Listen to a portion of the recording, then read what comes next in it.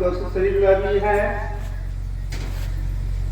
अगर शरीर के अंदर नहीं में रहे और सब शरीरों को पार नहीं किए, शरीर छूट गया, बन के तैयार हो जाएगा, तो कैसे रहना होगा? पैर ऊपर सिर नीचे, 9 अगस्त रहना पर माँ की पीठ में, कितना कष्ट हो लग जाएगा। अगर कष्ट कोई बचना चाहती है तो प्रयास यह रही, इसी जीवन का प्रयास यह रही, ऐसी साधना हो जिससे आप कर सके, जिससे कि इसे अवधि काल में भी सब शरीरों से निकल जाए, तो फिर संसार आनंद नहीं होगा। तपस्या से यह काम नहीं होगा। विद्या करके हम सब निकल जाएंगे, उससे भी नहीं होगा। तीर्थ में जाने से यह काम हो जाएगा, उससे नहीं होगा। जितने बड़े बड़े महापुरुष हो गए हैं, सबका एक शब्द ही कहना है, अगर आप सब शरीरों से निकलना चाहते हैं तो रसूल से चलना होगा, फिर सुख शरीर कार से चलना होगा, जी को चलना पड़ता है। तब आप कहेंगे हम स्थूल शरीर में है, चलेंगे कहां से? बहुत लोग ऐसा कह देते हैं, हम जीव हैं, हम पूरे शरीर में, समूचे शरीर में क्या दे देते हैं, खड़े हैं, पैर में चीटी काट लेती है, तो हम तो जान जा चीटी काटती है, तो पैर में तभी तो जान गए। अब पैर में भी है, माथे फिर हाथ होता है, जान जाते मतलब माथे भी हम है, नहीं जानते। हम जीव शरीर में रहते हैं, 24 घंटे रहते हैं, और जागृता अवस्था जब तक जगे हुए रहते हैं, दोनों भाव बीच में जीव का आवास आ रहता है, दोनों भाव के ठीक बीच में। और हमारी जो धारा है, चेतन धारा है, नीचे ऊपर अगल बगल फैली हुई है। इसी से हम जान जाते हैं, पैरों चीटी काटी है, माथों की लड़ाती है, इसलिए हम जान जाते हैं। नहीं लाजर से निकल गया तो निकलना नहीं हुआ। स्थूल शरीर में तो हम बीच में इसमें चल के इसमें चलेंगे, इससे निकलेंगे, तो चलेंगे जहां वहीं से चलेंगे कैसे?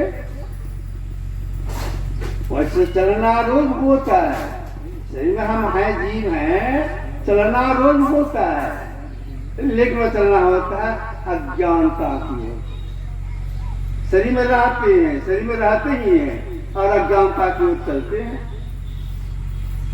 अभी दोनों हम बीच में हैं, जगे हुए हैं, परिवार के लोगों को देखते हैं, घर द्वार को देखते हैं, संसार चीजों को देखते हैं, रात में खाने की जब सोते हैं तो स्वप्न देखने लगते हैं, और समय भाव बीच से चल करके हम जीव आ जाते हैं कंठ में, तो स्वप्न देखते हैं, और स्वप्न से चल के आ जाते छाती में, बेहोश हो जाते हैं।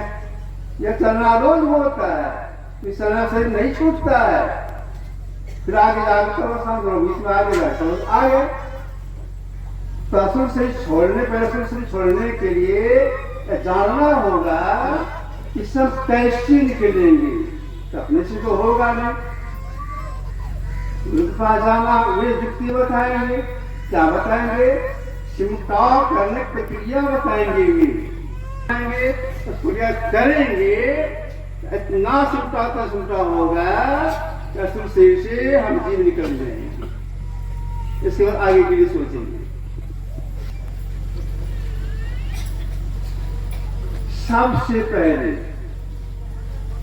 दादू सृजनहार के नाम अनंत सृजन परमात्मा के रखे हुए बहुत से नाम हैं। उन नामों में से एक नाम का जप करना होता है, इसे हृदय शुद्धि होती है। इसके बाद नाम संबंधी रूप का ध्यान करना होता है, जो मानसन बोलती है। ये हो गए अस्थूल उपासना। कितने में लगे रहे सूक्ष्म नहीं निकलेंगे। अब सूक्ष्म उपासना के लिए महापुरुष क्या बता देते हैं, ये जो हम लोगों की दो आंखें हैं, दोनों आंखों से दृश्य की धार निकल रही है और समान रेखा भी निकल रही है, आगे पीछे नहीं। जैसे हम लोग कितने बैठे यहाँ पर, कुछ बाबा लोग मंच पर बैठे हैं, श्रोता नीचे बैठे हैं पंडाल में। पंडाल जितने श्रोता इधर देख रहे हैं, इतनी की तरह सकती है नहीं सकती है। बाबा लोग वहां बैठे उधर देख इतना सकती है नहीं सकती। क्यों नहीं सकती है? तो समग्र रेखा में बराबर चल रही है। अगर एक हो जाए तब अंदर तीसरा चलना हो जाए। अब ये करने के सतानी क्या करना पड़ेगा, अपने से तो होगा नहीं। अगर भी यह सोचे सताना ही न है, बाएं हाथ से बाएं आंख की धार को और दाएं आंख की दाएं धार को पकड़ के सटा देंगे। ऐसा कर सकेंगे? नहीं कर सकेंगे। देखने कला से देख सकता है। देखिए कला क्या है, देखिए कला भगवान कृष्ण यही कहा था अर्जुन के माध्यम से कि सांप को नहीं देखते देखो। जब चलना होगा तो चलना प्रारंभ हो जाएगा। दिशाएं कितने हैं? दक्षिण, जिसके चारों कोने 4 हो गए, ऊपर नीचे 8 10 हो गए। 10 दिशा में एक दिशा नहीं रहे, तब जो देखेंगे तो दिशा सट जाएगी, चलना प्रारंभ हो जाएगा। आप और ऊपर नीचे कुछ भी नहीं रहेगा। यही सब है ब्रह्म दीक्षा। इस ज्ञान को सीख लेते हैं, समझ लेते हैं। बहुत लोग सीखते हैं, समझते नहीं है। अगर समझते उसे होता ही नहीं है। वर्षों से कर रही है, कई साल हो गए कर रहे हैं, तो समझ नहीं है, समझे नहीं है ठीक से। समय दे पाते तब सफलता मिलती है। तब आप कहेंगे कितना समय लगता है इसमें। जो साधना करके संत बन गए, उन्होंने कहा ऐसा कितना समय लगता है। पढ़ करके नहीं, करके उन्होंने कहा। क्या कहा? कितना समय लगता है इसमें? कबीर साहब काशी हुए, रामचंद्र के शिष्य थे। इन्होंने संसार लोगों से कहा, देखो आज सब अगर ये करना चाहती हो, कितना समय लगाना पड़ेगा।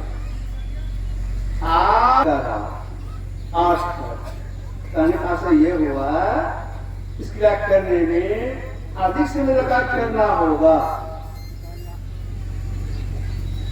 समय में दे पाएंगे, सफलता नहीं मिलेगी।